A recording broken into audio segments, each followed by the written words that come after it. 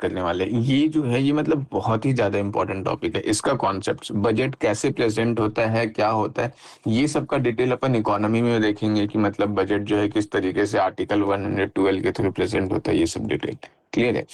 यहाँ पे मेनली हम लोग का बजट का स्ट्रक्चर पढ़ना है। यहाँ पे बजट का मतलब जैसे क्या होता है, बजट मतलब जैसे जो भी हम लोग का खर्च है ना, जो जैसे सपोज कर लो हम लोग का घर का है कि हमने कितना पैसा अर्न किया, उसके बाद हम घर में कितना पैसे खर्च कर लें, कहाँ कहाँ खर्च कर लें, तो वो सारा चीज का जो मतलब एक टाइप से डॉक्यूमेंट है वो हमारा बजट कहलाता है। क्लियर है। तो आज के लेक्चर में हम लोग देखेंगे कि बजट क्या होता है, रेवेन्यू बजट क्या होता है, कैपिटल बजट क्या होता है, कैपिटल रिसीट क्या है, कैपिटल एक्सपेंडिचर क्या है, रेवेन्यू एक्सपेंडिचर क्या है, रेवेन्यू रिसीट क्या है, tax revenue receipt, non tax revenue receipt. ये बहुत ही इजी लैंग्वेज में अपन देखेंगे, मतलब मैं इतना श्योर कर रहा हूँ कि इतना इजी लैंग्वेज में देखेंगे कि इस लेक्चर को देखने के बाद अगर मैं पूछ दूं कि कौन सा आइटम, अगर मतलब मैं कोई भी ऐसा एक्सपेंडिचर या मतलब कोई भी ऐसा रिसीट बता दूं और पूछ दूं कि मतलब वो रेवेन्यू रिसीट में आएगा या रेवेन्यू एक्सपेंडिचर में, कैपिटल रिसीट कैपिटल एक्सपेंडिचर में, तो मैं इतना तो गारंटी दे सकता हूँ कि वो चीज तो गलत नहीं करोगे और एग्जाम में क्वेश्चंस भी उसी टाइप का आता है। टर्मिनोलॉजीज वगैरह जो है ये सब काफी इंपॉर्टेंट है, ये सारे टर्म्स, क्योंकि इन पे क्वेश्चन मल्टीपल टाइम्स यूपीएससी में आ रखा है। क्लियर है। तो एक एक करके ये सारा चीज अभी हम लोग देखते हैं। लेक्चर स्टार्ट करते हैं। काफी छोटा सा लेक्चर है और बेसिक सा लेक्चर है और बहुत ही इजी है। क्लियर है, इजी है। अगर समझ में नहीं आए तो फिर ये थोड़ा डिफिकल्ट हो जाता है, बट समझ में आना इतना डिफिकल्ट टॉपिक है नहीं। क्लियर है। देखो, बजट स्टार्ट करने से पहले एक बार बता देते हैं। जैसे सपोज कर लो अगर हम अपना घर का जो भी एक्सपेंसेस और इनकम को लिख रहे हैं, तो हो सकता है हम मंथली वाइज लिखे, क्लियर है, या ईयरली वाइज लिखे। ये जो अपन बजट लिखते हैं ना, ये ध्यान में रखना, ये बजट अपन फाइनेंशियल ईयर में लिखते हैं। क्लियर है। एक फाइनेंशियल ईयर जो है उसमें लिखते हैं। ये फाइनेंशियल ईयर का मैंने बताया था कि ये फाइनेंशियल ईयर हमारा कब से कब होता है, 1 अप्रैल से लेकर के 31 मार्च तक होता है। क्लियर है। ये चीज ध्यान में रखना। इस फाइनेंशियल ईयर में जो कुछ भी हमारा एक्सपेंसेस है, जो कुछ भी हमारा अर्निंग है, वो सब चीज हम लोग यहाँ पे डिटेल में लिखते हैं। क्लियर है। अब यहाँ पे एक चीज और मैं बता देता हूँ। ये जो बजट है, अभी जैसे क्या चल रहा है, अभी हमारा चल रहा है 2025-2026 का फाइनेंशियल ईयर चल रहा है। क्लियर है। यही वाला फाइनेंशियल ईयर चल रहा है। अभी ये फाइनेंशियल ईयर कब खत्म हो जाएगा, 31 मार्च को खत्म हो जाएगा। मतलब ये 1 अप्रैल जो है ये हमारा 2025 को स्टार्ट हुआ था और 31 मार्च जो है ये हमारा 2026 को ये हमारा खत्म हो जाएगा। लेकिन अभी जो बजट आया है, ये बजट कब का आया है, ये बजट हाँ तो हमारा 2026-2027 का आया है कि अगले साल हम लोग का क्या खर्च होगा, क्या एस्टिमेटेड फिगर्स वगैरह होगा, मतलब इस चीज को लेकर के है। क्लियर है। तो ये जो बजट है, ये बजट 2026-2027 का आया है। तो इसमें हम लोग क्या देखेंगे कि ये जो बजट होगा ये हमारा 1 अप्रैल 2026 से स्टार्ट होगा और फिर ये खत्म कब होगा, 31 मार्च जो है ये हमारा 2027 में खत्म होगा। ये चीज ध्यान में रखना कि जो बजट होता है वो हमेशा अपकमिंग ईयर का होता है और ये जो इम्प्लीमेंट होगा ये 1 अप्रैल 2026 में इम्प्लीमेंट होगा। तो अब देखो, ये जो बजट है ना, इस बजट में मेनली 3 टाइप का डेटा रहता है। एक डेटा जो है वो हमारा रहता है एक्चुअल डेटा। क्लियर है। ये एक्चुअल डेटा जो रहता है, मतलब अब यहाँ पे देखो, ये जो फाइनेंशियल ईयर है, अभी हम लोग का ईयर कौन सा चल रहा है, फाइनेंशियल ईयर 2025-2026 चल रहा है। बजट हमने अभी कब का इंट्रोड्यूस किया है, अगले साल का इंट्रोड्यूस किया है। मतलब अभी अगर हम लोग देखें कि इस ईयर का कंप्लीट डेटा है कि अभी हमारे पास बजट हमारा कब रिलीज हुआ था। बजट जो है वो तो हमारा 1 फरवरी को ही हर साल रिलीज हो जाता है। 1 फरवरी को बजट रिलीज होता है और 31 जनवरी को जो है वो हमारा इकोनॉमिक सर्वे रिलीज होता है। क्लियर है। तो बजट तो 1 फरवरी को रिलीज हो गया, अभी तो ये वाला ईयर भी हमारा कंप्लीट नहीं है, हम नेक्स्ट ईयर का बजट लेकर के आ गए हैं। क्लियर है। तो यहाँ पे देखो, यहाँ पे क्या होता है ना, एक्चुअली में बजट में 3 टाइप का डेटा होता है। एक तो जो एक्चुअल डेटा है, इस एक्चुअल डेटा में जो है वो हमारा जो 2024 2025 जो होगा, जो प्रीवियस ईयर है। क्लियर है। मतलब जो प्रीवियस फाइनेंशियल ईयर होगा, प्रीवियस फाइनेंशियल ईयर जो होगा, इसका डेटा रहेगा हमारा प्रीवियस ईयर वाले में। क्लियर है। इसमें हमारा पूरा एक कंप्लीट मतलब इंफॉर्मेशन रहेगा कि हमने यहाँ यहाँ पैसे खर्च किए थे, यहाँ यहाँ से हमने इतना पैसा अर्न किया है। क्लियर है? दूसरा जो हमारा है, वो हमारा टेम्परेरी डेटा रहता है। टेम्परेरी डेटा रहता है। देखो ये जो टेम्परेरी डेटा है ना, ये टेम्परेरी डेटा जो है वो हमारा करंट फाइनेंशियल ईयर का है। क्लियर है? ये जो अभी चल रहा है, मतलब ये अभी फिक्स नहीं है, क्योंकि ये जो अभी है ये तो अभी 31 मार्च होने में टाइम है। बजट कब रिलीज हो गया? 1 फरवरी को ही रिलीज हो गया। क्लियर है? तो अभी जो टेम्परेरी डेटा होगा वो सारा इस ईयर का यहाँ पे हम लोग को देखने को मिलेगा। एक्चुअल डेटा 2024-2025 का देखने को मिलेगा। और तीसरा जो डेटा हम लोग को मिलता है, वो हम लोग को मिलता है एस्टिमेटेड डेटा। ये एक्चुअली ये भी जो है ये एस्टिमेटेड फिगर ही है। क्लियर है? फिर एक हम लोग को देखने को मिलता है फाइनेंशियल एस्टिमेशन। फाइनेंशियल एस्टिमेशन जो है ये मतलब क्या है कि नेक्स्ट ईयर का हम लोग का क्या एस्टिमेट रहेगा, क्या मतलब हम लोग का प्रोजेक्शन रहेगा कि हम लगभग इतना खर्च करेंगे, हम लगभग इतना अर्न करेंगे, मतलब ये एक एस्टिमेशन है। क्लियर है? तो ये जो है एस्टिमेशन फिगर जो होता है, फाइनेंशियल एस्टिमेशन जो है ये कमिंग ईयर के लिए होता है, जो अभी आने वाला है। क्लियर है? तो ये चीज ध्यान में रखना। कुछ इस तरीके से जो है वो बजट में सब कुछ प्रेजेंट किया जाता है। तो बजट जो मेनली प्रेजेंट किया जा रहा है वो किसके लिए किया जा रहा है? ये जो कमिंग ईयर है, आने वाला साल है, उसके लिए किया जा रहा है। क्लियर है? ये बजट में होता क्या है? तो बजट जो है मतलब इसमें जितना भी चीज है, जितना भी इंफॉर्मेशन है कि किस मिनिस्ट्री को, किस डिपार्टमेंट को कितना, मतलब जैसे मिनिस्ट्री ऑफ हेल्थ है, मिनिस्ट्री ऑफ एजुकेशन है, मिनिस्ट्री ऑफ डिफेंस है, ये सबको कितना कितना पैसा देना है, उनका कहाँ खर्च है, तो किसको सैलरी देना है। जैसे सपोज कर लो एजुकेशन डिपार्टमेंट है, तो एजुकेशन डिपार्टमेंट का खर्च जो है वो हो सकता है स्कूल बनाने में जाएगा, या फिर उसका खर्च हो सकता है कि टीचर्स को सैलरी देने में जाएगा। तो ये सारा चीज जो है वो सारा सारा डिपार्टमेंट्स, जितने भी डिपार्टमेंट्स होते हैं, उन सारे डिपार्टमेंट्स का जो है एक रफ एस्टिमेट लिया जाता है कि उनका क्या क्या खर्च है, क्या क्या उनका इनकम का चांसेस है। क्लियर है? और वो सब चीजों को लेकर के ये बजट जो है वो प्रिपेयर किया जाता है। क्लियर है? अब यहाँ पे एक चीज और देख लो, क्योंकि ये बजट जो है ये तो अभी कमिंग ईयर का बन रहा है। अब आने वाला जो फ्यूचर है वो तो बिल्कुल भी सर्टेन नहीं है ना, कब किसको किस जगह पे डिमांड पड़ जाए। जैसे बेस्ट एग्जांपल कोविड का ले सकते हो। किसी ने सोचा था क्या कि कोविड का रिक्वायरमेंट हो जाएगा, मतलब कोविड आ जाएगा? किसी ने नहीं सोचा था। अब मान लो बजट प्रिपेयर हुआ, और बजट प्रिपेयर होने के बाद कोविड आ गया। अब गवर्नमेंट जो है वो हेल्थ मिनिस्ट्री को बहुत ज्यादा हेल्थ बजट तो दिया नहीं होगा, लेकिन अब क्योंकि हेल्थ सेक्टर में जो है वो हमारा क्या है कि जरूरत पड़ गया कि हमें और ज्यादा पैसों का नीड है। तो वैसे केसेस में क्या होगा कि जैसे ही अगला, मतलब ये तो बजट सेशन था अभी जो चल रहा था, मतलब चल रहा फरवरी मार्च वाला। अब जैसे ही अगला सेशन होगा, अगला सेशन कब होगा? या तो मॉनसून सेशन होगा। क्लियर है? पीटी ये पॉलिटी में अपन ये सब पढ़ेंगे।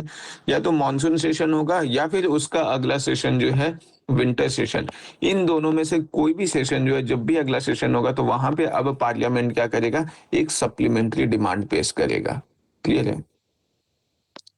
सप्लीमेंट्री डिमांड, ये जो सप्लीमेंट्री डिमांड है, इसके तहत क्या है कि कोई भी एक्स्ट्रा नीड अगर किसी भी मिनिस्ट्री को चाहिए, जैसे अभी मैंने बताया ना कि कोविड आ गया, अब मिनिस्ट्री ऑफ हेल्थ को जो है वो बहुत सारे ऑक्सीजन सिलेंडर चाहिए, एक्स्ट्रा फंड का रिक्वायरमेंट है। तो अब वो बजट में तो फिक्स था कि मिनिस्ट्री ऑफ हेल्थ को इतना ही पैसा मिलेगा, तो अब वो एक्स्ट्रा फंड कहाँ से लाएगा? वो एक्स्ट्रा फंड लाने के लिए क्या करेगा? एक सप्लीमेंट्री डिमांड जो है वो पेश करेगा पार्लियामेंट में, और फिर पार्लियामेंट उस सप्लीमेंट्री डिमांड को पास करेगा। और फिर जो है वो पार्लियामेंट में, मतलब पार्लियामेंट जो है वो कंसोलिडेटेड फंड ऑफ इंडिया से उतना फंड जो है वो उस हेल्थ मिनिस्ट्री को दे देगा। तो ये चीज ध्यान में रखना कि ये सप्लीमेंट्री डिमांड क्या होता है। क्लियर है? बेसिक सा बस मैं कुछ कुछ इंफॉर्मेशन यहाँ पे बता दे रहा हूँ कि जो हमारा बजट है, ये आर्टिकल 112 जो है कॉन्स्टिट्यूशन का, इसके तहत जो है ये मतलब इंट्रोड्यूस किया जाता है। एक्चुअली में जो बजट है ना, इसका नाम बजट नहीं है, इसका ऑफिशियल नेम जो है वो हमारा है एनुअल फाइनेंशियल स्टेटमेंट। क्लियर है? जो हमारा कॉन्स्टिट्यूशन है उसमें जो वर्ड मेंशन है वो है एनुअल फाइनेंशियल स्टेटमेंट। क्लियर है? तो ये जो आर्टिकल 1112 है, इसमें ये साफ साफ बोला जाता है कि एनुअल फाइनेंशियल स्टेटमेंट मतलब जो बजट है हमारा, ये बजट क्या होगा? प्रेजेंट किया जाएगा पार्लियामेंट में। किसके द्वारा? प्रेसिडेंट के द्वारा। क्लियर है? ये चीज ध्यान में रखना। उसके बाद फिर क्या है, एक और आर्टिकल ध्यान में रख लो, ये आर्टिकल भी बहुत इंपॉर्टेंट है। ये आर्टिकल है हमारा 265। इस आर्टिकल के तहत क्या कहा जाता है कि अगर सपोज कर लो गवर्नमेंट को, मतलब एक finance bill has to be passed by parliament to enable government to levy and collect tax. कि अगर गवर्नमेंट को कोई भी टैक्स लेना है, मतलब अभी बजट जो है उसमें क्या होगा, गवर्नमेंट का इनकम कैसे होगा, गवर्नमेंट जो भी टैक्स लगाएगा उस टैक्स के तहत गवर्नमेंट को इनकम होगा। तो अगर गवर्नमेंट को कोई भी टैक्स लगाना है, क्लियर है, या टैक्स कलेक्ट करना है, तो उसके लिए क्या है, एक फाइनेंस बिल पास करना होगा। ये आर्टिकल 265 बोलता है कि a finance bill has to be passed by parliament to enable the government to levy and collect tax. Clear है, तो ये चीज ध्यान में रखना, ये हमारा आर्टिकल 265 बोलता है। क्लियर है। फिर ऐसे ही एक आर्टिकल 266 है। आर्टिकल 266 क्या बोलता है कि अगर सपोज कर लो गवर्नमेंट के पास, पॉलिटी में अपन पढ़ेंगे कि एक कंसोलिडेटेड फंड ऑफ इंडिया होता है, एक पब्लिक अकाउंट ऑफ इंडिया होता है, एक जो है हमारा कंटिजेंसी फंड ऑफ इंडिया होता है। अगर रफ में मैं बताऊं तो जो कंसोलिडेटेड फंड ऑफ इंडिया होता है वो एक तरीके से गवर्नमेंट का जो भी इनकम वगैरह जहां से भी आता है वो सारा कंसोलिडेटेड फंड ऑफ इंडिया, मतलब एक तरीके से जो मेन पर्स है, सिंपल लैंग्वेज में भी इतना ही समझो कि जो मेन पर्स है, वॉलेट है गवर्नमेंट ऑफ इंडिया का, वो जो है वो हमारा कंसोलिडेटेड फंड ऑफ इंडिया है। जो कंटिजेंसी फंड ऑफ इंडिया है वो a kind of emergency fund है, कि जैसे सपोज कर लो केरला में बाढ़ आ गया, या फिर सपोज कर लो कि मतलब कोविड का सिचुएशन आ गया, वैसे में अर्जेंट पैसे का जरूरत है, तो वहां पे कंटिजेंसी को इमरजेंसी से रिलेट कर सकते हो कि वहां पे कंटिजेंसी फंड ऑफ इंडिया होगा। अब अगर जहां पे कंटिजेंसी फंड ऑफ इंडिया होगा, इमरजेंसी का सिचुएशन है, तो वहां पे पार्लियामेंट तो डिसीजन लेगा नहीं, क्योंकि अभी तुरंत का तुरंत, अभी मान लो कहीं पे फ्लड आ गया या कहीं पे अर्थक्वेक आ गया, अभी तुरंत पैसा चाहिए। तो अब इतना टाइम अगर लगाएंगे कि हम लोग पार्लियामेंट का सेशन का वेट करेंगे, फिर बिल पास करेंगे, फिर वहां से पैसा निकालेंगे, तो बहुत टाइम लग जाएगा। तो ये इमरजेंसी फंड, जो कंटिजेंसी फंड ऑफ इंडिया होता है, इसको कौन, मतलब इससे पैसा कौन निकालेगा, सीधा प्रेसिडेंट निकाल सकता है। क्लियर है। बट जो कंसोलिडेटेड फंड ऑफ इंडिया है, क्लियर है, ये जो कंसोलिडेटेड फंड ऑफ इंडिया है, जो गवर्नमेंट ऑफ इंडिया का मेन अकाउंट है, एक तरीके से मेन वॉलेट है, इस अकाउंट से अगर कोई भी पैसा निकालना है, मतलब गवर्नमेंट का जो भी एक तरीके से खर्च होता है, जो भी इनकम होता है, वो सारा का सारा इसी अकाउंट में होता है, यही वॉलेट में जाता है। क्लियर है। तो ये इस अकाउंट से पैसा कोई भी ऐसे ही विड्रॉ नहीं कर सकता। जैसे सपोज कर लो गवर्नमेंट जो है वो अभी शक्ति स्कीम लेकर के आया, तो उस स्कीम के लिए अगर पैसा चाहिए तो वो पैसा कहाँ से आएगा, वो पैसा को निकालने के लिए गवर्नमेंट को आर्टिकल 266 के तहत एक एप्रोप्रिएशन बिल फाइंड पास करना पड़ेगा। एप्रोप्रिएशन बिल, APPR, क्लियर है। ये एप्रोप्रिएशन बिल जो है ये पास करना होता है कभी भी अगर कंसोलिडेटेड फंड ऑफ इंडिया से पैसा निकालना होता है तो। क्लियर है कि एक एप्रोप्रिएशन बिल फाइंड पास करेगा और उस एप्रोप्रिएशन बिल के तहत बोलेगा कि मुझे कंसोलिडेटेड फंड ऑफ इंडिया से इस बिल या इस पर्टिकुलर पर्पस के लिए इतना पैसा चाहिए। ये बिल जैसे ही पास हो जाएगा वैसे ही क्या होगा, उस स्कीम को कंसोलिडेटेड फंड ऑफ इंडिया से उतना पैसा मिल जाएगा। क्लियर है। तो ये बस मैंने बताया कि ये जो एनुअल फाइनेंशियल स्टेटमेंट जो हमारा बजट है, इसके लिए जो पैसा का रिक्वायरमेंट होता है वो कैसे होता है। क्लियर है। आर्टिकल 266 के तहत जो है बजट में जो भी हम लोग का फ्यूचर खर्च है उसके लिए एप्रोप्रिएशन बिल के तहत जो है वो, मतलब एप्रोप्रिएशन बिल पास किया जाता है और उसके बाद उससे पैसा जो है कंसोलिडेटेड फंड ऑफ इंडिया से निकाल करके उस पर्टिकुलर मिनिस्ट्री या डिपार्टमेंट को दे दिया जाता है। आर्टिकल 265 किस लिए था, कि गवर्नमेंट को अगर कोई भी टैक्स वगैरह लगाना है तो उसके लिए एक फाइनेंशियल बिल पास करना पड़ेगा। ये आर्टिकल 265 जो है ये हमारा बोलता है। क्लियर है।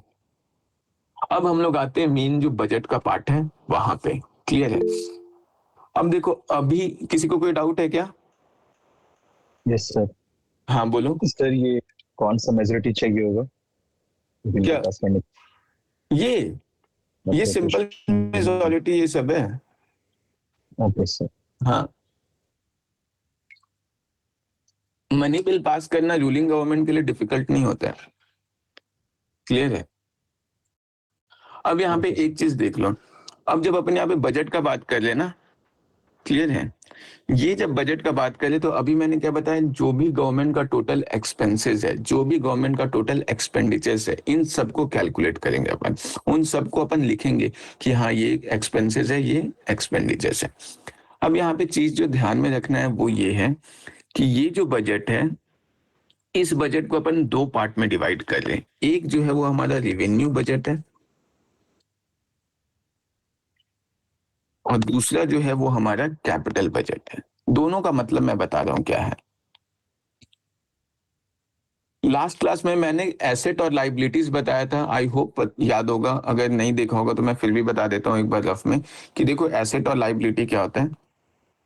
जैसे सपोज कर लो ये जो बैंक है, ये बैंक मुझे लोन दे रहा है, क्लियर है। अब ये जो बैंक मुझे लोन दे रहा है ये ए पर्सन को, तो जब लोन दे रहा है तो बैंक के लिए ये जो लोन अमाउंट होगा वो क्या होगा, ये बैंक के लिए ये लोन अमाउंट एसेट होगा, क्लियर है। क्यों? क्योंकि इस पैसे से मतलब ये जो बैंक ए को लोन दिया है उससे बैंक ये एक्सपेक्ट कर रहा है कि इन फ्यूचर वो इनकम जनरेट करेगा या उसको जो है इंटरेस्ट रेट मिलेगा, मतलब वो उससे कुछ ना कुछ अर्न करेगा, तो इसीलिए बैंक के लिए वो एसेट है। ए के लिए ये जो अमाउंट है वो क्या है, लाइबिलिटी है। लाइबिलिटी क्यों है? क्योंकि ए को वो अमाउंट बैंक को वापस रिटर्न करना है और रिटर्न वो भी इंटरेस्ट के साथ करना है, क्लियर है। तो ये एसेट और लाइबिलिटीज होता है। तो गवर्नमेंट का वो खर्च या फिर वो इनकम जिससे एसेट या लाइबिलिटीज इंपैक्ट हो रहा है, वो सारा खर्च मतलब वो सारा एक्सपेंसेस और इनकम किस में आएगा, कैपिटल बजट में आएगा। मतलब कैपिटल बजट में कौन सा बजट आएगा, वो सारे income income and expenses that increase और या फिर सिंपल ऐसे लिखते हैं इनकम और expenses that affect the assets and liabilities of government. Clear है कि वो सारा इनकम या एक्सपेंसेस मतलब वो सारा इनकम और एक्सपेंसेस जिससे गवर्नमेंट का या तो एसेट्स या तो फिर लाइबिलिटीज अफेक्ट हो जाए। जैसे सपोज कर लो गवर्नमेंट अगर लोन लेगा तो वो किस में आएगा, कैपिटल बजट में आएगा या रेवेन्यू बजट में आएगा। लोन ले रहा मतलब क्या, लाइबिलिटी हो जाए ना, तो वो कैपिटल बजट में आएगा। लोन देगा मतलब एसेट जनरेट हो जाए, किस में आएगा, कैपिटल बजट में आएगा। तो ये चीज ध्यान में रखना कि जिस भी चीज से अगर सपोज कर लो कहीं पे ब्रिज बना रहा है तो ब्रिज बना रहा है इसका मतलब क्या, वो एक तरीके का एसेट हो गया। उस ब्रिज को बनाने से वो टोल टैक्स कलेक्शन वगैरह करेगा। तो जिस भी चीज से एसेट डेवलप हो रहा है वो सारा चीज जो है या वो सारा चीज किस में आएगा, कैपिटल बजट में। मतलब एसेट बस बन रहा है जरूरी नहीं, मतलब जिस भी चीज से एसेट्स या लाइबिलिटीज क्रिएट हो रहा है या बढ़ रहा है या घट रहा है वो सारा का सारा चीज जो है वो हमारा कैपिटल बजट में आएगा। अगर मैं बोलूं कि स्कूल बन रहा है इसका मतलब वो किस में आएगा, कैपिटल बजट में आएगा। क्यों? क्योंकि उस स्कूल से कहीं ना कहीं वो कुछ इनकम जनरेट करेगा या इन फ्यूचर जो है उससे कुछ ना कुछ जो है स्कूल मतलब इनकम जनरेट करने के साथ हो सकता है कि वो इन फ्यूचर जो है कुछ प्रॉफिट एज्यूम कर रहा है कि हाँ इससे कुछ ना कुछ प्रॉफिट होगा, ह्यूमन कैपिटल इनहांस होगा या जो कुछ भी हो। तो वो सारा चीज हमारा किस में आ गया, कैपिटल बजट में आ गया। रिवेन्यू बजट में क्या आएगा, रिवेन्यू बजट में इसका जस्ट उल्टा हो जाएगा, वो सारा इनकम और एक्सपेंसेस जिससे हमारा एसेट और लाइबिलिटीज पे कोई इंपैक्ट नहीं पड़ रहा है। मतलब assets and liabilities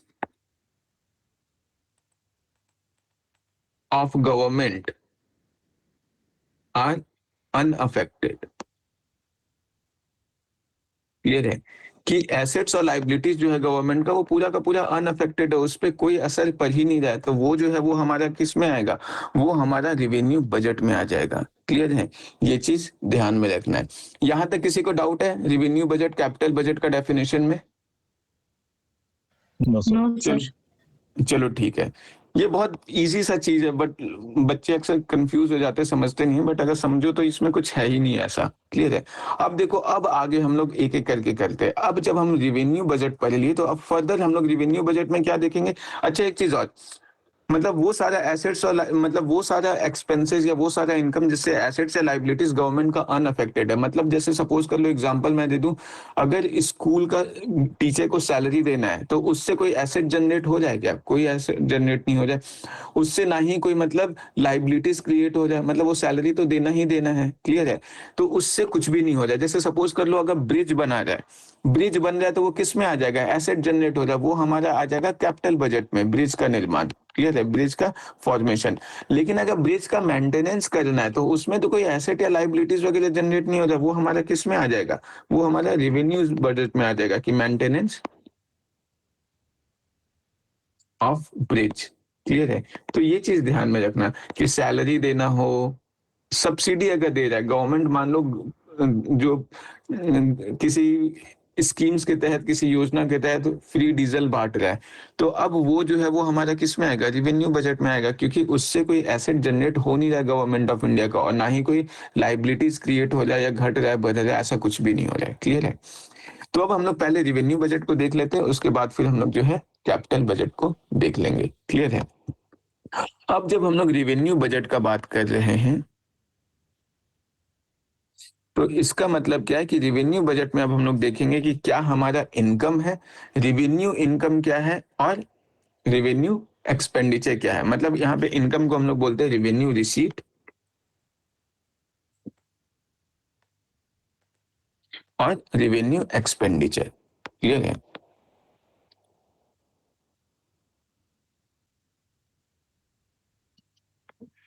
revenue budget का मतलब समझ में आ गया, जहां पे एसेट्स और लाइबिलिटीज अनअफेक्टेड है। तो वो सारा जो चीज है उनमें अब क्या हमारा इनकम है, क्या हमारा एक्सपेंसेस है। जैसे इनकम में अगर हम लोग देखें कि क्या क्या रिवेन्यू रिसीट है, तो ये रिवेन्यू रिसीट किस में आ जाएगा? इसका दो पार्ट हो जाएगा। एक तो हो जाएगा कि गवर्नमेंट को जो टैक्स के थ्रू इनकम हो जाए, यहाँ रिसीट के बगल में इनकम लिख लेना समझने के लिए। क्लियर है कि रिवेन्यू इनकम क्या है, रिवेन्यू एक्सपेंडिचर क्या है। तो एक तो गवर्नमेंट का जो इनकम है वो हमारा टैक्स के थ्रू हो सकता है, दूसरा जो है वो हमारा कैसा हो सकता है, नॉन टैक्स फॉर्म में, या नॉन रिवेन्यू रिसीट। क्लियर है? Sorry, non tax. क्लियर है? एक तो हो सकता है टैक्स रिसीट, और एक हो सकता है हमारा नॉन टैक्स रिसीट। अब यहाँ पे देखो, जब हम लोग टैक्स रिसीट का बोल सकते हैं, तो टैक्स में दो तरीके का टैक्स होता है। एक तो हो सकता है हमारा जो भी गवर्नमेंट डायरेक्ट टैक्स कलेक्ट कर रहे हैं, दूसरा हो सकता है हमारा जो भी गवर्नमेंट इनडायरेक्ट टैक्स कलेक्ट कर रहे हैं। ये सब का सब किस में आ जाएगा? ये सारा गवर्नमेंट का रिवेन्यू रिसीट में आ जाएगा, वो सारा रिवेन्यू इनकम हो गया। क्लियर है? बट जब हम लोग नॉन टैक्स रिवेन्यू रिसीट का बात कर ले, तो अब ये नॉन टैक्स रिवेन्यू रिसीट में क्या आ जाएगा, ये थोड़ा इंपॉर्टेंट है। क्लियर है? ये देखो कि गवर्नमेंट का इनकम तो हो रहा है, नॉन टैक्स रेवेन्यू रिसीट का मतलब क्या है, गवर्नमेंट का इनकम हो रहा है, बस उस इस इनकम से ना तो एसेट अफेक्टेड है, ना तो लाइबिलिटीज अफेक्टेड है। क्लियर है? जैसे मान लो अभी क्या है कि गवर्नमेंट किसी को लोन दे, तो गवर्नमेंट अगर किसी को लोन देगा तो वो किस में आएगा? वो तो हमारा कैपिटल बजट में आएगा। क्लियर है? लेकिन अगर उस लोन से जो, अगर मतलब सपोज कर लो गवर्नमेंट ने लोन दिया मुझे, अब मैं जो हूँ गवर्नमेंट को इंटरेस्ट रेट तो पे करूंगा ना। एक तो है जैसे गवर्नमेंट ने मुझे 100 रुपए का लोन दिया, ये 100 रुपए का लोन दिया और 5% के इंटरेस्ट रेट पे दिया। क्लियर है? तो ये गवर्नमेंट ने जो मुझे 5% के इंटरेस्ट रेट पे लोन दिया, तो अब मैं गवर्नमेंट को क्या लौटाऊंगा? ये तो 500 रुपीज तो मैं प्रिंसिपल अमाउंट लौटाऊंगा, और प्लस ये जो 5 रुपीज है, ये 5 रुपीज का मैं इंटरेस्ट अमाउंट लौटाऊंगा। तो ये इंटरेस्ट अमाउंट जो है, मान लो ये 5% का इंटरेस्ट रेट जो है मुझे 5 साल में देना था। क्लियर है? तो अब मैं हर साल एक एक रुपया जो ये दे रहा हूँ, मतलब इस पहले साल में 1 रुपया दिया गवर्नमेंट को, फिर अगले साल 1 रुपया दिया, फिर उसके अगले साल 1 रुपया दिया। क्लियर है? फिर उसके अगले साल एक, और ऐसे करके मैं 5 साल में जो है 5 रुपया मैंने गवर्नमेंट को दे दिया। क्लियर है? तो ये जो एक एक रुपया मैं दे रहा हूँ, इससे क्या गवर्नमेंट का कोई एसेट या लाइबिलिटीज क्रिएट हो जाए क्या? इंटरेस्ट पेमेंट से तो कोई एसेट कोई लाइबिलिटी क्रिएट नहीं हो जाए। क्लियर है? लेकिन अब मैं क्या है कि फाइनल ईयर जो है, 5th ईयर में क्या करूंगा, ये पूरा का पूरा 100 रुपीज भी अगर गवर्नमेंट को लौटाऊंगा, तो उस केस में क्या है, कहीं ना कहीं गवर्नमेंट को जो ये मिला, ये वाला एक्सपेंसेस मिला है, ये क्या है, ये उसका कैपिटल रिसीट में चला जाएगा। मतलब कैपिटल रिसीट मतलब वो कैपिटल बजट का पार्ट हो जाएगा। बट जो इंटरेस्ट पेमेंट है, इंटरेस्ट पेमेंट से कोई भी एसेट या लाइबिलिटीज क्रिएट या जनरेट नहीं हो रहा, वो तो जस्ट का तसी है। क्लियर है? जैसे अगर मान लो कि मैं अगर 1 रुपए अगले साल इंटरेस्ट रेट गवर्नमेंट को देता हूँ, तो उस केस में क्या है कि गवर्नमेंट का जो एसेट है वो अभी भी 100 रुपीज का तो बरकरार है। जब तक मैं पूरा पूरा उसको 100 रुपीज नहीं लौटाऊंगा, वो 100 रुपीज एसेट तो गवर्नमेंट का हमेशा रहेगा ही रहेगा। क्लियर है? तो इसका मतलब क्या है कि अगर गवर्नमेंट किसी को लोन देता है, और उस वो जो लोन देगा, वो लोन हमारा कैपिटल बजट में आएगा, लेकिन उस लोन से जो मतलब गवर्नमेंट इंटरेस्ट अर्न करेगा, वो इंटरेस्ट किस में आएगा? वो इंटरेस्ट जो है वो हमारा नॉन टैक्स रिवेन्यू रिसीट में आएगा। ये चीज समझ में आया क्या, कि इंटरेस्ट इनकम जो है वो हमारा इंटरेस्ट इनकम ऑन लोन जो है वो हमारा नॉन टैक्स रिवेन्यू रिसीट में कैसे आएगा? ये चीज समझ में आया क्या? क्योंकि इससे एसेट या एक्सपेंडिचर तो अफेक्ट नहीं हो रहा है ना। इससे चलो यस ठीक सर। है। फिर अगला देखो, अब अगर सपोज कर लो गवर्नमेंट का कोई भी पीएसयूज है, पब्लिक सेक्टर अंडरटेकिंग है। पब्लिक सेक्टर अंडरटेकिंग मतलब क्या, जैसे सपोज कर लो बीएसएनएल हो गया, या फिर एलआईसी हो गया, या फिर हमारा एसबीआई हो गया। ऐसा जो भी पब्लिक सेक्टर अंडरटेकिंग मतलब गवर्नमेंट कंपनीज वगैरह है, इससे जो भी प्रॉफिट जनरेट होगा, क्लियर है, वो प्रॉफिट कहाँ पे आएगा? वो प्रॉफिट तो हमारा नॉन टैक्स रेवेन्यू रिसीट में आएगा, क्योंकि ये तो टैक्स के फॉर्म में गवर्नमेंट का इनकम है नहीं, ये नॉन टैक्स के फॉर्म में है। और जो इनकम हो जाए इससे ना तो एसेट अफेक्टेड है ना लाइबिलिटी अफेक्टेड है। तो इससे जो भी प्रॉफिट होगा या इसमें जो भी इन्वेस्टमेंट किया है, उस इन्वेस्टमेंट से जो भी प्रॉफिट होगा, वो सारा चीज हमारा किस में आएगा? वो हमारा हमारा नॉन टैक्स रेवेन्यू रिसीट में आएगा। क्लियर है? तो प्रॉफिट हो गया, या फिर डिविडेंड। डिविडेंड मतलब क्या, जो भी प्रॉफिट का पार्ट जो शेयर होल्डर्स को देने के बाद जो बच जा रहा है, क्लियर है, वो सारा हमारा क्या, वो सारा डिविडेंड वाला पार्ट हो गया। फिर उसके बाद जैसे सपोज कर लो और क्या नॉन टैक्स रेवेन्यू रिसीट में आ सकता है, जो टैक्स के अलावा गवर्नमेंट का इनकम हो। अगर सपोज कर लो हम लोग गवर्नमेंट मतलब ट्रैफिक रूल वायलेट कर दिए, तो अब फाइन लगाएगा।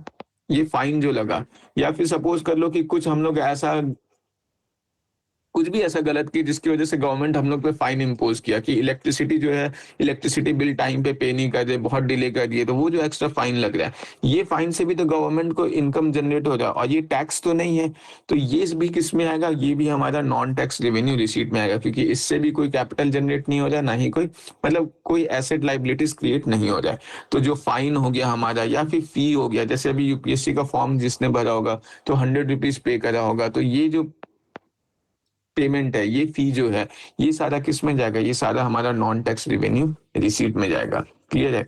या फिर कभी कभी जैसे गवर्नमेंट जो है वो मान लो बैंकिंग सर्विसेज हो गया, ये सबसे जैसे एसबीआई का बैंकिंग सर्विसेज हो गया, या फिर हमारा जो है इंश्योरेंस सर्विसेज हो गया, या फिर हमारा जो है मतलब और भी अन्य सर्विसेज जैसे इलेक्ट्रिसिटी प्रोवाइड करना हो गया, ये सबसे अब जो भी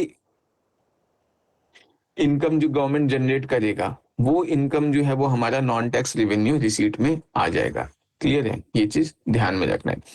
बहुत बार कभी कभी ऐसा होता है, इंडिया के केस में इंडिया उतना लकी नहीं है, बट गरीब देशों के केस में ऐसा ज्यादा होता है कि कभी कभी क्या होता है, जैसे इंडिया जो है वो नेपाल को बहुत ज्यादा पैसा डोनेट कर दिया। मतलब ऐसा नहीं कि नेपाल गरीब है, मतलब मेरा कहने का मतलब है छोटे देशों के साथ ऐसा होता है कि इंडिया जो है नेपाल में अर्थक्वेक आया तो इंडिया नेपाल को जो है मनी कुछ डोनेट कर दिया। केरला में जैसे फ्लड आया तो बहुत सारे जो मतलब मिडिल ईस्ट कंट्रीज था, वो जो है मतलब इंडिया में पैसा डोनेट करना चाह रहा था। क्लियर है? जैसे मालदीव्स या मॉरिशस में मतलब कुछ ऐसा हुआ, कुछ ऐसा सिचुएशन आया, तो वहां पे इंडिया जो कुछ पैसा डोनेट कर दिया। लेकिन अगर इसका रिवर्स की सिचुएशन मान लो कि बाय द वे ऐसा कुछ होता है कि इंडिया को फॉरेन फंड्स जो ग्रांट है वो मिलता है, ऐसा नहीं कि मिलता नहीं है, मिलता है। इंटरनेशनल ऑर्गेनाइजेशन जैसे हो गया, मान लो वर्ल्ड बैंक वगैरह है, ये कुछ डेवलपमेंट वर्क के लिए इंडिया को जो है वो ग्रांट्स वगैरह प्रोवाइड करता है कि लीजिए आप इतना पैसा जो है यहाँ पे खर्च करिए, पॉवर्टी को एलिमिनेट करने के लिए खर्च करिए। तो वो जो पैसा इंडिया को मिला, इंडियन गवर्नमेंट को मिला, वो तो मतलब लोन के फॉर्म में मिला नहीं, वो तो ग्रांट के फॉर्म में मिला कि हाँ बस मिल गया है, लौटाना है नहीं। क्लियर है? तो अब जो ग्रांट इन एड जो इंडियन गवर्नमेंट को मिला है, वो तो ना तो कोई एसेट है ना तो कोई लाइबिलिटीज है, लेकिन गवर्नमेंट का कहीं ना कहीं तो वो इनकम है। तो वो चीज कहाँ आएगा? वो चीज हमारा जो है वो नॉन टैक्स रेवेन्यू रिसीट में आएगा। क्लियर है? क्योंकि इससे जो है गवर्नमेंट का मतलब कोई भी एसेट लाइबिलिटी जनरेट नहीं हो रहा है। क्लियर है? फिर जैसे कभी कभी गवर्नमेंट जो है कुछ और भी डिफरेंट चीजें है जिससे पैसा जनरेट करता है। जैसे सपोज कर लो जो हम लोग एक जगह से दूसरी जगह जो लेटर वगैरह भेजते हैं, उससे जो पोस्ट या फिर कोई डॉक्यूमेंट्स वगैरह भेजते हैं पोस्ट ऑफिस बैंक वगैरह के थ्रू, तो उसमें जो पोस्टेज स्टैंप होता है, क्लियर है, ये सबसे जो पैसा जनरेट होता है, या फिर जो हमारा करेंसी वगैरह जो है उसको प्रिंट करना हो गया, उससे जो वो इनकम जनरेट कर रहा है, प्रिंटिंग ऑफ करेंसी। क्लियर है? ये सब मतलब अन्य अब एक्सेट्रा ऐसा जो भी चीज है जिससे इनकम ऐसा जनरेट हो रहा है, जिससे एसेट्स और लाइबिलिटीज जनरेट नहीं हो रहा, वो सारा किस में आ जाएगा? नॉन टैक्स में आ जाएगा। तो आई होप अब अगर मैं कोई भी एक्सपेंडिचर कोई भी ऐसा इनकम दूं और वो इनकम को मैं बताऊं कि ये टैक्स रिसीट होगा या नॉन टैक्स रिसीट होगा, तो ये बता दोगे। और इवन अगर मैं पूछूं कि ये जो इनकम है वो मतलब वो नॉन टैक्स रिसीट में आएगा या फिर कैपिटल बजट में आएगा, तब भी बता दोगे। आई होप इतना तो बता दोगे। क्लियर है? इसमें आई होप अब दिक्कत नहीं होगा। क्लियर है? No sir. अब हम लोग आते हैं आगे। ये तो हम लोग देख लिए रिवेन्यू बजट में हमारा टैक्स रिसीट क्या है, नॉन टैक्स रिसीट क्या है। अब अपन रिवेन्यू एक्सपेंडिचर देख लेते हैं कि रिवेन्यू एक्सपेंडिचर हमारा क्या है। क्लियर है? तो आ जाओ रिवेन्यू एक्सपेंडिचर। अगर ये रिवेन्यू एक्सपेंडिचर देखे तो देखो, ये जो रिवेन्यू एक्सपेंडिचर है ना, इसको सिंपल ऐसा समझो, मतलब जैसा मैंने बता दिया, वो खर्च जिससे एसेट और लायबिलिटी इंपैक्ट नहीं हो रहा, ये तो ध्यान में रखना ही है। दूसरा, इसको समझने का एक चीज और कर सकते हो कि ये वैसा खर्च है, वैसा एक्सपेंस है जो रेकरिंग इन नेचर है, मतलब जो बार बार आपको देना है। क्लियर है? मतलब ये एक्सपेंसेस कैसा है, एक तो ध्यान में रखना है कि एसेट और लायबिलिटीज तो अनअफेक्टेड है, ये तो डेफिनेशन में ही जहां रिवेन्यू वर्ड आ गया वो समझ जाओ, इसका मतलब ही वही है। बट एडिशनल इंफॉर्मेशन क्या ध्यान में रखना है कि expenditure which is of recurring nature। recurring nature मतलब क्या है कि वो खर्च जो हमें बार बार करना है। जैसे सपोज कर लो क्या, कि गवर्नमेंट को सैलरी देना है अपने स्टाफ्स लोग को, टीचर को सैलरी देना है, तो टीचर को तो हर मंथ पे करना है। क्लियर है? बार बार मतलब वो पे करना ही है, हर मंथ करते रहना है।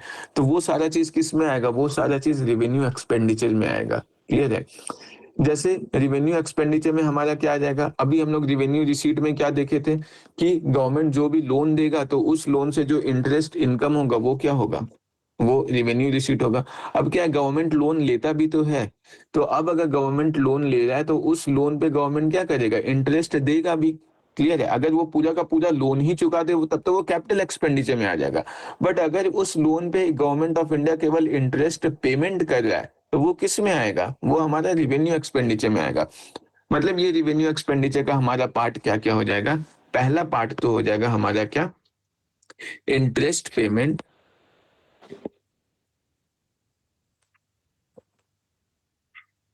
On internal and external loan. Internal loan मतलब क्या, जैसे डोमेस्टिक आरबीआई वगैरह से ले लिया है। एक्सटर्नल लोन मतलब क्या, वर्ल्ड का कोई ऑर्गेनाइजेशन वगैरह से ले लिया है। क्लियर है? जैसे आईएमएफ वगैरह हो गया, वर्ल्ड बैंक हो गया। क्लियर है? तो इस पे जो भी खर्च होगा, वो लोन लेने के बाद जो इंटरेस्ट मंथली बेसिस पे हर मंथ जो इंटरेस्ट पे किया जा रहा है, वो सारा किस में आ जाएगा, वो सारा हमारा रिवेन्यू एक्सपेंडिचर में आ जाएगा। क्लियर है? फिर दूसरा, अभी हम लोग फेमस एग्जांपल क्या देखें, सैलरी, कि जो भी गवर्नमेंट स्टाफ्स वगैरह है उन सबको सैलरी देना है, हर मंथ देते रहना है, ये सारा किस में आ गया, रिवेन्यू एक्सपेंडिचर में आ गया। फिर हमारा क्या हो सकता है, पेंशन, कि एक बार जब मतलब रिटायरमेंट हो गया तो हर मंथ जो है गवर्नमेंट एम्प्लॉयज को पेंशन वगैरह देना, ये सब किस में आ जाएगा, ये सब हमारा रिवेन्यू एक्सपेंडिचर में आ जाएगा। कोई एसेट जनरेट नहीं हो रहा है, कोई लाइबिलिटी गवर्नमेंट पे नहीं है, और ये एक्सपेंसेस हर बार मतलब लगातार रेगुलर इंटरवल पे करते रहना पड़ रहा है। सब्सिडीज जो गवर्नमेंट देता है, क्लियर है, कि जैसे सपोज कर लो अभी झारखंड का जो मैया सम्मान योजना है, तो हर मंथ 2500 जो है लोगों को पे किया जा रहा है, मतलब जितने भी वुमेन से 18 ईयर से ऊपर सबको हर मंथ ऐसा पे किया जा रहा है। या फिर मतलब और भी जैसे राशन वगैरह पे करना है, तो ये सब क्या है, हर मंथ मंथली बेसिस पे, रेगुलर बेसिस पे ये पेमेंट किया ही जा रहा है।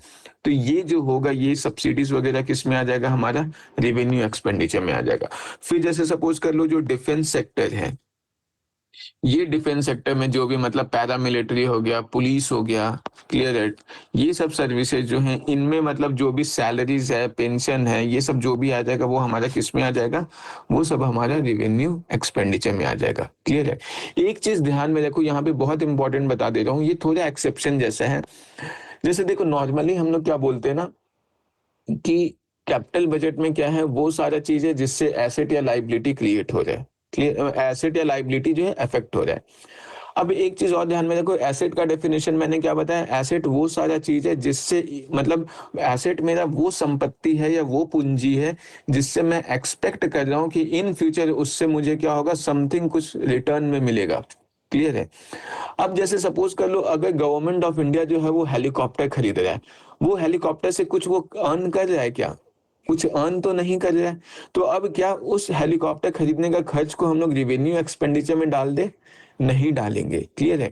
ध्यान में रखना, वो जो है हेलीकॉप्टर वगैरह जो है या जो भी डिफेंस इक्विपमेंट्स पे जैसे टैंक्स हो गया, हेलीकॉप्टर्स हो गया, मिसाइल हो गया, इन सब पे जो भी खर्च होता है वो हमारा रेवेन्यू एक्सपेंडिचर्स में नहीं आता है। क्यों? क्योंकि वो एक तो बार-बार नहीं हो रहा है और दूसरा वो भले मतलब वो ऐसा एसेट हम लोग बोल सकते हैं कि जिससे हम लोग इन फ्यूचर कोई इनकम ना जनरेट कर रहे हो, बट फिर भी उसको हम लोग मान के चलते हैं क्या कि वो हमारा कैपिटल बजट का हिस्सा है। क्यों?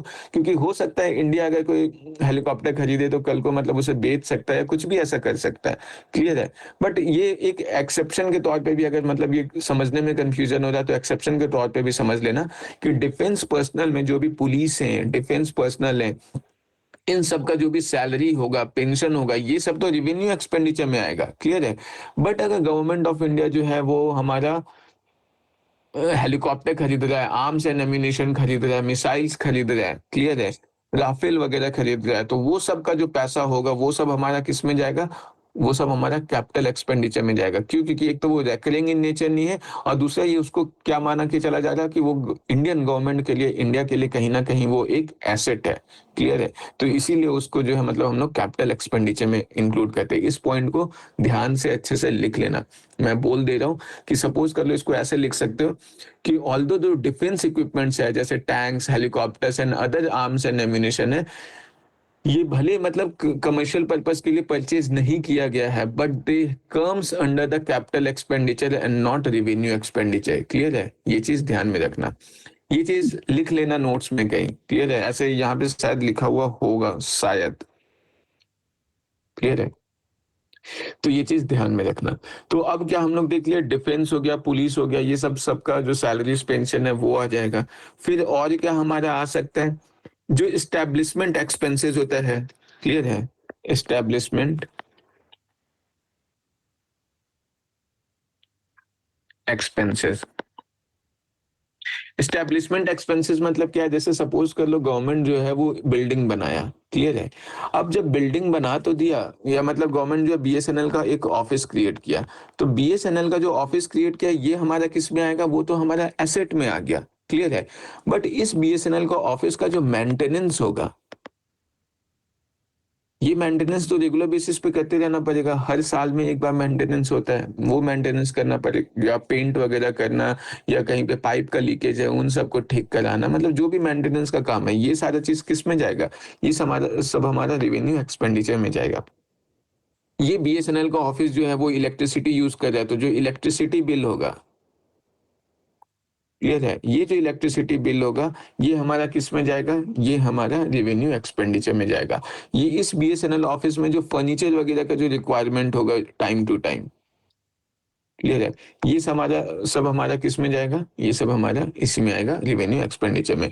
या फिर सपोज कर लो ये बीएसएनएल ऑफिस के जो स्टाफ्स है, ये स्टाफ्स क्या यूज कर रहे हैं? ये स्टाफ्स व्हीकल्स यूज कर रहे हैं, क्लियर है? अब ये व्हीकल्स वगैरह में पेट्रोल डलाना है, ऑफिस यूज के लिए यूज हो रहा है, तो रेगुलर बेसिस पे ये व्हीकल्स वगैरह में जो भी पेट्रोल वेट्रोल डलाना है ये सारा किस में यूज होगा? ये सब रेवेन्यू एक्सपेंडिचर्स में यूज होगा, क्लियर है?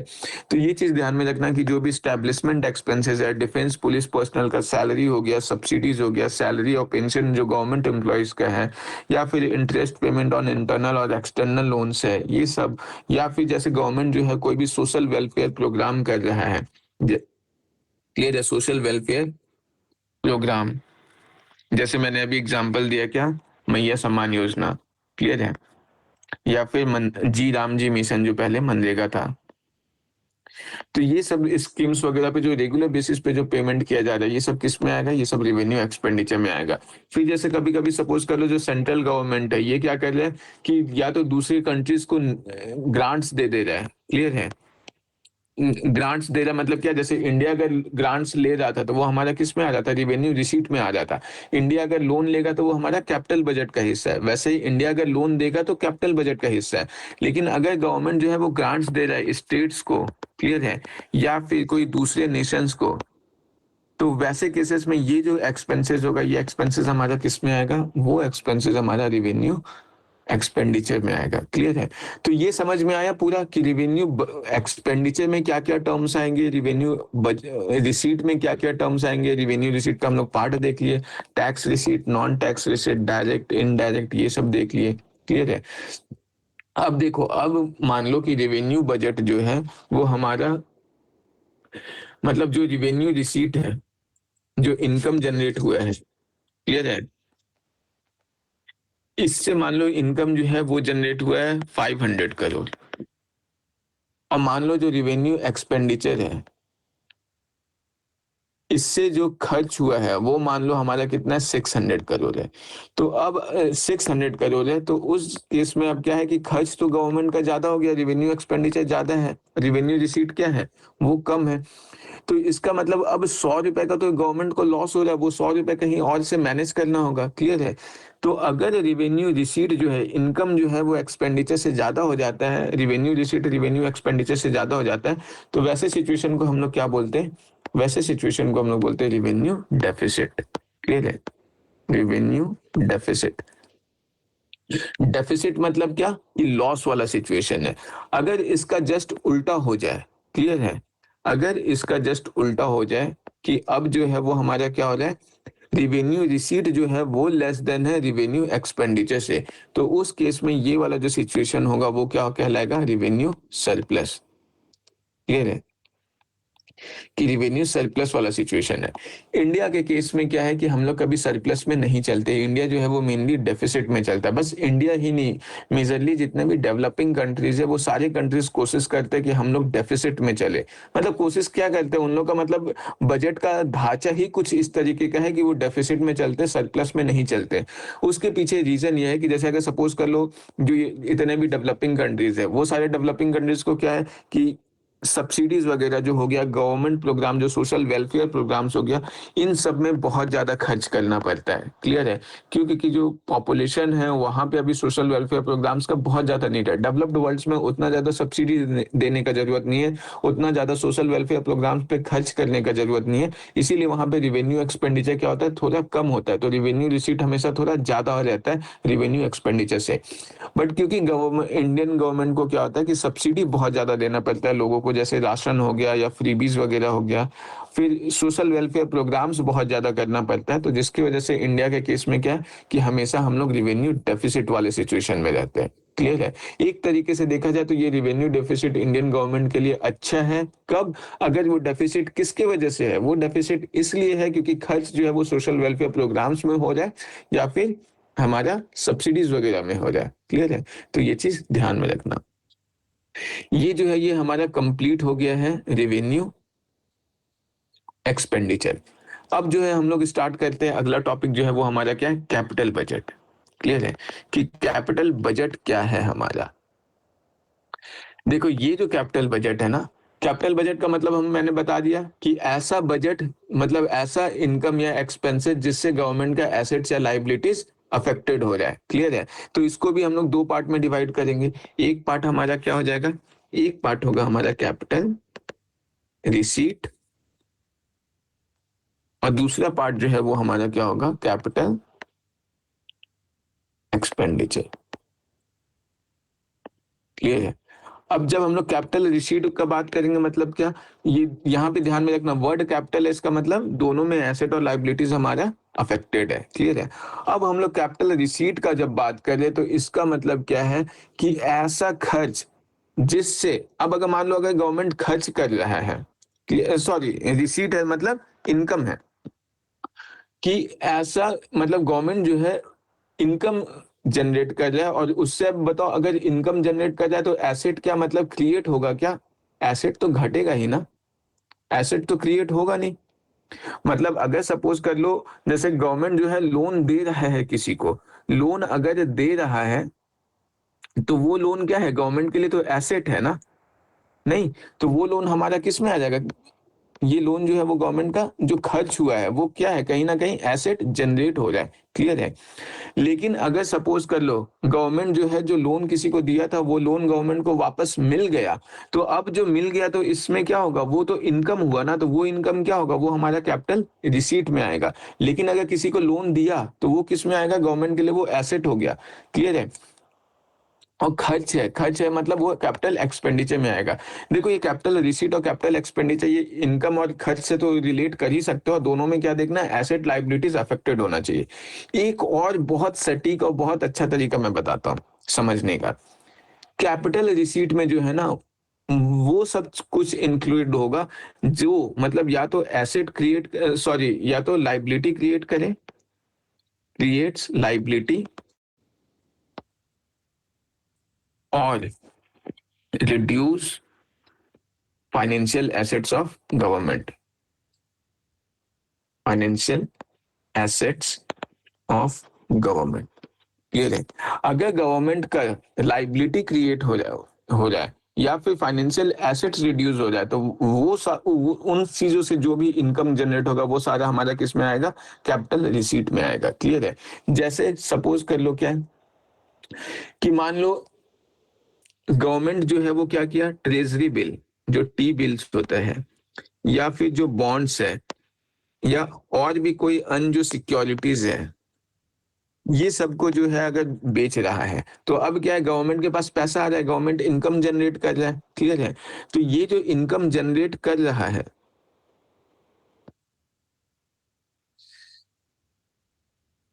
यहाँ पे, अगर ये जो इनकम जनरेट कर रहा है तो वो हमारा किस में आएगा? वो हमारा कैपिटल रिसीट में आएगा।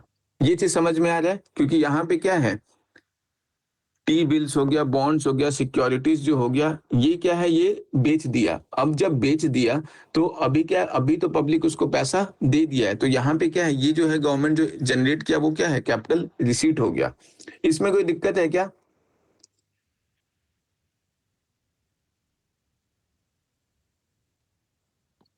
चलो ठीक है, फिर हम लोग आगे बढ़ते हैं। क्लियर है? फिर अब हम लोग यहाँ पे आगे देख लो। जैसे सपोज कर लो गवर्नमेंट जो है वो लोन ले रहा है। क्लियर है? गवर्नमेंट क्या किया? लोन लिया। जैसा कि अभी हम लोग देखें, अब अगर ये लोन ले जाए तो गवर्नमेंट के लिए तो इनकम है, लेकिन क्या हो जाए, कहीं ना कहीं लाइबिलिटी गवर्नमेंट पे क्रिएट हो जाए। टी बिल्स, बॉन्ड, सिक्योरिटीज बेचने पे भी क्या हो जाए, गवर्नमेंट पे कहीं ना कहीं जो है लाइबिलिटी क्रिएट हो जा रहा है कि बाद में उसको पैसा देना होगा। क्लियर है? या फिर मान लो जो भी पीएसयू से, पब्लिक सेक्टर अंडरटेकिंग से, उसका डिसइन्वेस्टमेंट कर रहा है। क्लियर है? डिसइन्वेस्टमेंट, डिसइन्वेस्टमेंट करना मतलब क्या, जैसे सपोज कर लो पहले एयर इंडिया जो था वो क्या था, गवर्नमेंट कंपनी था, लेकिन उसके बाद फिर क्या हुआ, उसको टाटा को बेच दिया गया। तो ये क्या हुआ, डिसइन्वेस्टमेंट हो गया। डिसइन्वेस्टमेंट मतलब क्या, जो भी गवर्नमेंट चीज है उसको या तो प्राइवेट कर देना पूरा का पूरा, या उसका कुछ पार्ट जो है वो प्राइवेटाइज कर देना, मतलब प्राइवेट प्लेयर्स को शेयरिंग दे देना, तो उसको डिसइन्वेस्टमेंट बोलते हैं। तो अब अगर एयर इंडिया गवर्नमेंट बेच दे रहा है, क्लियर है, तो उससे गवर्नमेंट को क्या हो जाए, पैसा तो जनरेट हो, गवर्नमेंट तो पैसा जनरेट कर रहा है, मतलब कहीं ना कहीं गवर्नमेंट के पास इनकम आ रहा है। लेकिन उस इनकम के आने से क्या हुआ, गवर्नमेंट का जो फाइनेंशियल एसेट्स था, गवर्नमेंट एयर इंडिया क्या है, उसका एसेट था, वो एसेट क्या हो गया, घट गया ना। तो वो सारा चीज हमारा किस में आ जाएगा, वो सारा चीज जो डिसइन्वेस्टमेंट ऑफ पीएसयू से जो भी पैसा जनरेट होता है वो हमारा किस में आएगा, वो हमारा कैपिटल रिसीट में आएगा। फिर जैसे प्रोविडेंट फंड है। क्लियर है? प्रोविडेंट फंड आई होप पता होगा। प्रोविडेंट फंड क्या होता है ना, कि जो भी जैसे गवर्नमेंट एम्प्लॉयज है, इन लोग क्या होता है, इन लोग के मंथली सैलरी से कुछ पैसा जो है वो डिडक्ट हो जाता है, वो डिडक्ट होकर के प्रोविडेंट फंड में चला जाता है। अब जैसे ही उन लोग का रिटायरमेंट होगा वैसे ही क्या होगा, एक lump sum large amount of money जो है वो गवर्नमेंट एम्प्लॉयज को दे दिया जाता है। क्लियर है? वो सारा पैसा जो डिडक्ट हुआ है उसमें इंटरेस्ट रेट लगा करके वो पूरा मतलब एक लार्ज अमाउंट ऑफ पैसा उन लोग को दे दिया जाता है। तो अब वो जो दिया गया है, क्लियर है, मतलब अभी जो प्रोविडेंट फंड में मेरे सैलरी से जो भी पैसा कट रहा है और वो गवर्नमेंट के पास जा रहा है, वो कहीं ना कहीं गवर्नमेंट पे तो एक लाइबिलिटीज है, लाइबिलिटी क्रिएट हो रहा है। क्लियर है? तो ये जो होगा वो क्या होगा, ये कहीं ना कहीं गवर्नमेंट्स पे हमारा कैपिटल रिसीट में ये चीज आएगा। क्लियर है?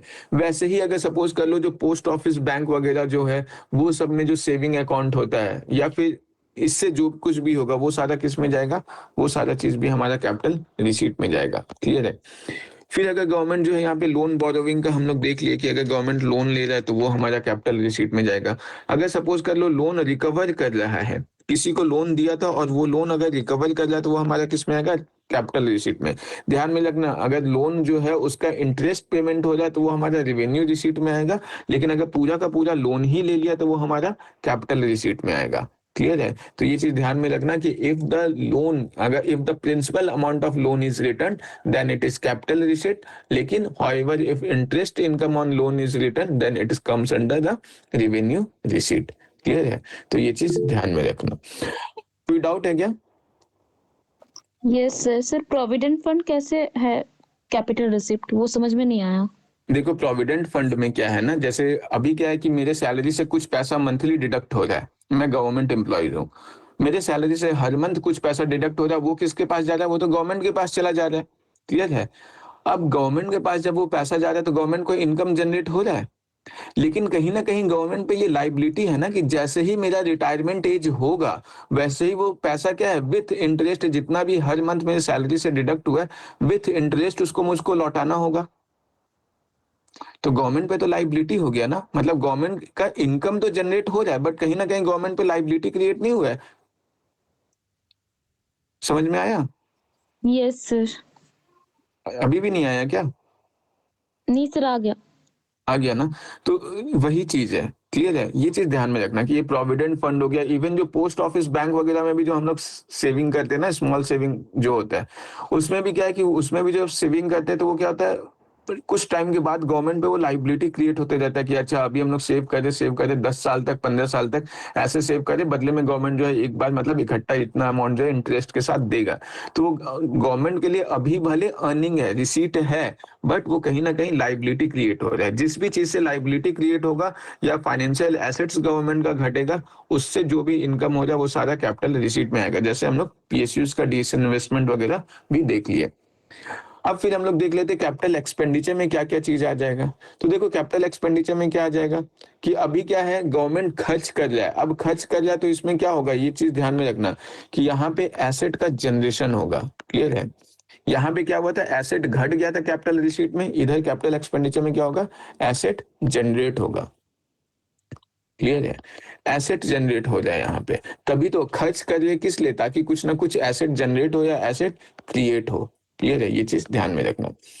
अब यहाँ पे देखो एसेट क्रिएशन कैसे होगा। जैसे सपोज कर लो गवर्नमेंट जो है वो क्या किया, लैंड एक्वायर कर लिया, हाईवे बनाना है तो फिर लैंड को एक्वायर किया है। अब लैंड एक्वायर करेगा तो उस केस में क्या है, गवर्नमेंट को पैसा देना पड़ेगा ना, खर्च किया है, गवर्नमेंट का खर्च है, लेकिन उसके बदले में क्या है, गवर्नमेंट लैंड एक्वायर किया, उस पे वो रोड बनाएगा, रोड बनाने के बाद फिर वो एक मतलब कहीं ना कहीं उससे टैक्स कलेक्शन करेगा, कहीं ना कहीं गवर्नमेंट का जो है मतलब वो बाद में एसेट बन गया। तो वो जो है वो हमारा लैंड एक्विजिशन किस में आ गया, कैपिटल एक्सपेंडिचर में आ गया। मान लो कोई बिल्डिंग बना रहा है, बीएसएनएल का बिल्डिंग कंस्ट्रक्शन हो जाए, तो ये बिल्डिंग कंस्ट्रक्शन भी हमारा किस में आएगा, ये भी हमारा गवर्नमेंट का कहीं ना कहीं क्या है, एसेट है। स्कूल का बिल्डिंग बन जाए, गवर्नमेंट का एसेट है। क्लियर है? या फिर गवर्नमेंट जो है कोई भी मशीन्स वगैरह परचेज कर रहा है, परचेज ऑफ मशीन्स, या फिर कोई इक्विपमेंट्स वगैरह परचेज कर रहा है, या फिर जैसे सपोज करो जो डिफेंस इक्विपमेंट्स, जैसे हम लोग बोले कि मान लो टैंक परचेज कर रहा है, हेलीकॉप्टर परचेज कर रहा है, मतलब ये सब जितना भी चीज है वो सब किस में आएगा, वो सब गवर्नमेंट का एसेट्स में आएगा। क्लियर है? अब क्योंकि एसेट्स जनरेट हो रहा है तो वो एसेट जनरेट होने की वजह से क्या जो खर्च हो रहा है वो हमारा कैपिटल एक्सपेंडिचर में आ गया। फिर जैसे मान लो गवर्नमेंट जो है वो क्या कर रहा है, शेयर्स खरीद ले रहा है किसी कंपनी का या किसी फॉरेन कंपनीज वगैरह का, कहीं भी शेयर्स खरीद रहा है। तो जब शेयर खरीद रहा है तो वो क्या है, कहीं ना कहीं इन्वेस्टमेंट है ना। तो उस इन्वेस्टमेंट से क्या होता है, गवर्नमेंट कंपनीज का, गवर्नमेंट का कहीं ना कहीं एसेट क्रिएशन हो जाए। वो जो शेयर है किसी भी कंपनी का, वो गवर्नमेंट का मतलब एसेट है, तो इसीलिए उस एसेट क्रिएशन में जो एक्सपेंसेस होगा वो कैपिटल एक्सपेंडिचर होगा। गवर्नमेंट किसी को लोन दिया है तो गवर्नमेंट का वो एसेट हो गया। पीएसयू जो है, पब्लिक सेक्टर अंडरटेकिंग्स जो है, उसको अगर गवर्नमेंट लोन दिया है, क्लियर है, या फिर किसी स्टेट मतलब स्टेट को दिया, या फिर यूनियन टेरिटरीज को दिया, या फिर पीएसयूज वगैरह को दिया, तो इन सबको जो लोन दे रहा है वो सब किस में आ जाएगा, वो सबसे गवर्नमेंट का एसेट जनरेट हो जाएगा, तो वो सब जो है वो हमारा कैपिटल एक्सपेंडिचर में आ जाएगा। क्लियर है? या फिर लोन किसी भी थर्ड पार्टीज को दिया गया हो, तो ये सब हमारा कैपिटल एक्सपेंडिचर में आ जाएगा। तो अब ये समझ में आया होगा कि कैपिटल रिसीट क्या हो रहा है, कैपिटल एक्सपेंडिचर क्या हो रहा है। बेसिक सा क्रक्स बस ध्यान में रखना है कि कैपिटल बजट में वो सारा चीज आएगा जिससे एसेट या लाइबिलिटीज अफेक्टेड हो। कैपिटल रिसीट में क्या आएगा, एक तरीके से वो सारा मतलब वो सारा इनकम जिससे एसेट या लाइबिलिटीज अफेक्टेड हो जाए। और अगर आसान में बेसिक समझना है तो क्या कि कैपिटल रिसीट में स्पेसिफिकली वो सारा इनकम आता है जिससे या तो लाइबिलिटी गवर्नमेंट पे क्रिएट हो जाए या तो उसका फाइनेंशियल एसेट जो है वो घट जाए। कैपिटल एक्सपेंडिचर में वो सारा खर्चेज आते हैं जिससे गवर्नमेंट एसेट जनरेट कर रहा है। क्लियर है? ये चीज ध्यान में रखना है। सिमिलरली यहाँ पे हम लोग जो है फिस्कल बजट देखे, सॉरी यहाँ पे हम लोग जो है रिवेन्यू एक्सपेंडिचर और रिवेन्यू रिसीट देखे थे। क्लियर है? अब जैसे हम लोग रिवेन्यू डेफिसिट, रिवेन्यू सरप्लस देखे थे, वैसे ही कैपिटल डेफिसिट, कैपिटल सरप्लस होता है ओवरऑल अगर हम लोग बजट का देखें। क्लियर है? अच्छा एक चीज और मैं बता देता हूं, ये जो कैपिटल रिसीट है ना, जब फाइनेंस मिनिस्टर बजट पढ़ती है ना, तो ये ध्यान में रखना, ऐसे ही फैक्चुअल पॉइंट है कि सबसे पहले वो जो है वो कैपिटल रिसीट को पढ़ते हैं, first to read by finance minister FM। Clear है? तो ये चीज ध्यान में रखना। अब देखो, अब एक चीज और मैं बता देता हूं। जैसे अभी हम लोग देखे थे, अब मान लो पूरा एक साइड हम लोग देख रहे रेवेन्यू बजट, सॉरी, एक तरफ पूरा हम लोग इनकम देख ले रहे गवर्नमेंट का, और दूसरी तरफ पूरा एक्सपेंडिचर देख रहे हैं। अब जो इनकम देख रहे गवर्नमेंट, दो तरीके से इनकम जनरेट कर रहा था। एक तो रिवेन्यू रिसीट से जनरेट कर रहा था, और दूसरा जो है कैपिटल रिसीट से जनरेट कर रहा था। क्लियर है? रिवेन्यू रिसीट में फर्दर हम लोग देखे थे, एक टैक्स फॉर्म था और दूसरा नॉन टैक्स फॉर्म था। क्लियर है? ये सारा जो है, ये सारा क्या था, ये गवर्नमेंट का इनकम था। फिर हम लोग एक्सपेंसेस देखे, एक्सपेंसेस में क्या था, एक तरफ हम लोग का रिवेन्यू एक्सपेंडिचर था और दूसरी तरफ जो है हमारा कैपिटल एक्सपेंडिचर था। क्लियर है? अब जब ये टोटल इनकम गवर्नमेंट का, अगर ये टोटल इनकम टोटल एक्सपेंडिचर से ज्यादा होगा, तो उस केस में ये वाला सिचुएशन क्या कहलाएगा, ये सिचुएशन हमारा फिस्कल डेफिसिट। इनकम ज्यादा है ना, तो फिस्कल सरप्लस कहलाएगा। क्लियर है? अगर सपोज कर लो ये जो टोटल इनकम है, वो टोटल इनकम कम है टोटल एक्सपेंडिचर से, मतलब खर्च गवर्नमेंट का ज्यादा हो रहा है और इनकम गवर्नमेंट कम जनरेट कर रहा है, तो वैसे केसेस में ये सिचुएशन क्या कहलाएगा हमारा, ये सिचुएशन हमारा कहलाएगा फिस्कल डेफिसिट। क्लियर है? तो ये चीज ध्यान में रखना।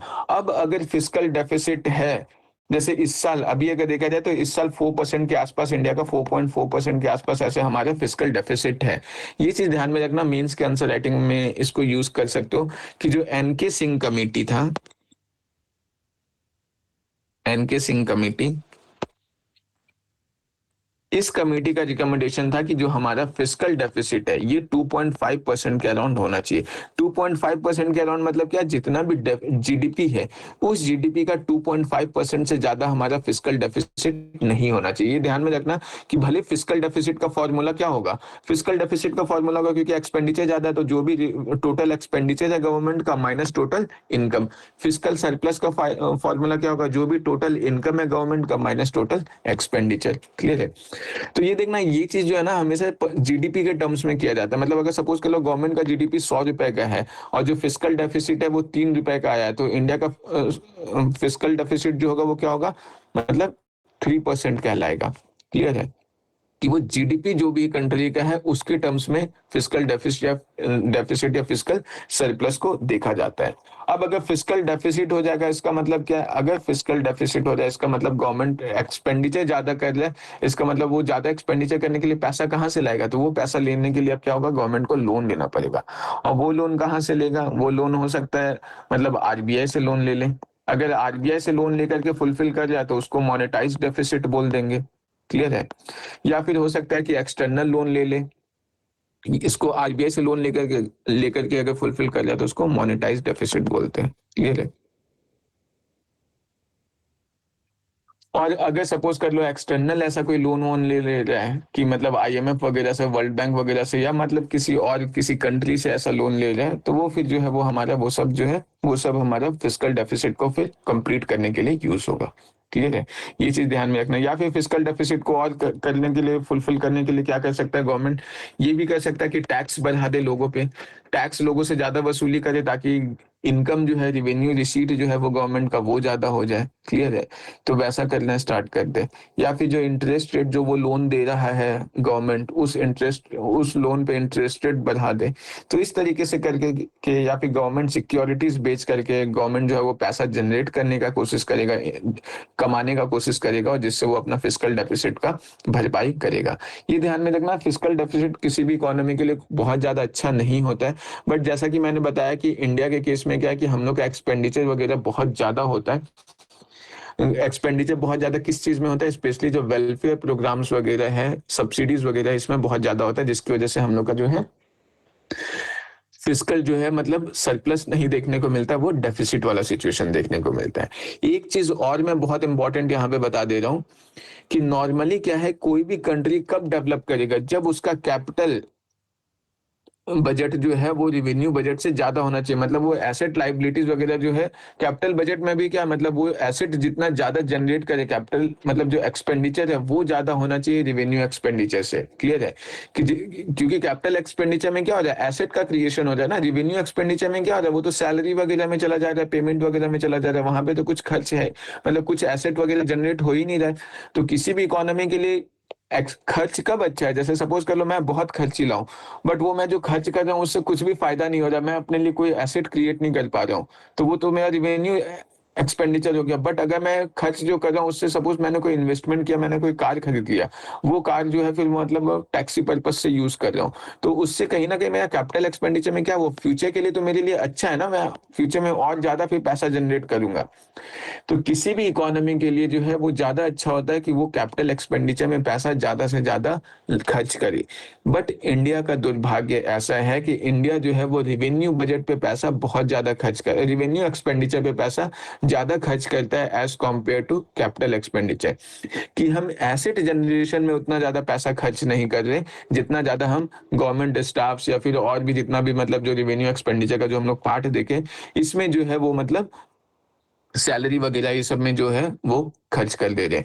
इवन अगर ये इंटरेस्ट पेमेंट का देखें तो देखो, जो भी टोटल रिवेन्यू एक्सपेंडिचर है ना इंडियन गवर्नमेंट का, इस रिवेन्यू एक्सपेंडिचर का मतलब अगर टोटल सपोज कर लो रिवेन्यू एक्सपेंडिचर गवर्नमेंट का 100 रुपए है, तो इसमें से 20 से 25 रुपए के आसपास जो है वो खर्च हमारा कहाँ चला जाता है, ये केवल और केवल जो एक्सटर्नल या internal loan government of India लेता है ना, उसका इंटरेस्ट पेमेंट पे चला जाता है। ये भी बहुत इंपॉर्टेंट डेटा है, इसको भी मेंस आंसर राइटिंग में यूज कर सकते हो कि 20% जो है रिवेन्यू एक्सपेंडिचर का, वो हमारा कहाँ खर्च हो रहा है, केवल और केवल इंटरेस्ट पेमेंट में खर्च हो जा रहा है। क्लियर है, तो ये चीज ध्यान में रखना। फिर एक जो है वो हमारा लास्ट छोटा सा है कि प्राइमरी डेफिसिट क्या होता है। 2025 में इस पे क्वेश्चन भी आया है। क्लियर है, एक नहीं दो क्वेश्चन आया है प्राइमरी डेफिसिट पे। देखो प्राइमरी डेफिसिट क्या होता है ना, कि जो भी गवर्नमेंट का टोटल फिस्कल डेफिसिट है, क्लियर है, ये जो फिस्कल डेफिसिट है इसमें से मतलब अब जैसे फिस्कल डेफिसिट में क्या हो गया, बहुत सारा लोन वोन भी लिया होगा, ये सब करना पड़ा होगा। ये फिस्कल डेफिसिट में माइनस क्या कर देना है कि जो भी मतलब गवर्नमेंट जो लोन लिया होगा उस पे जो इंटरेस्ट लाइबिलिटीज है, मतलब जो इंटरेस्ट पेमेंट करना है, उस इंटरेस्ट लाइबिलिटीज को माइनस करने के बाद, मतलब फिस्कल डेफिसिट में हम लोग क्या माइनस कर दे रहे हैं, इंटरेस्ट लाइबिलिटीज